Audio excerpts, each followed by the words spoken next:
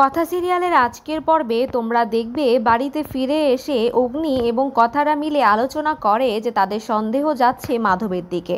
তার মানে মাধবী এই সব কিছুর পেছনে লুকিয়ে আছে। হ্যাঁ বন্ধুরা, আর এখানে এইসব কথা ম্যান্ডি শুনে ফেলবে, আর ম্যান্ডি শুনে এখানে মাধবকে বলে ফেলবে যে তোমাকে নিয়ে কিন্তু তারা সন্দেহ করছে। কিন্তু মাধব বলে, আরে আমাকে নিয়ে কোনো সন্দেহ নেই, আমি সব কিছু ট্যাকেল দিয়ে ফেলেছি, এখন তুমি তোমার নিজের চিন্তা করো। আর তারপর কথার মনে হয় যে তাদের কথা আড়াল থেকে কেউ শুনছে, আর যেই না কথা এগিয়ে যায় সেখানে দেখতে পায় না কাউকে, কিন্তু সেখানে ম্যান্ডির ফেলে যাওয়া মাথার কাঁটা সেখানে পড়ে থাকে।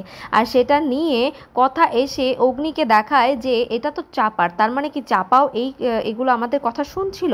তখন অগ্নি বলে হ্যাঁ, তার মানে ওই চাপাও এই মাধবের সঙ্গে যুক্ত আছে।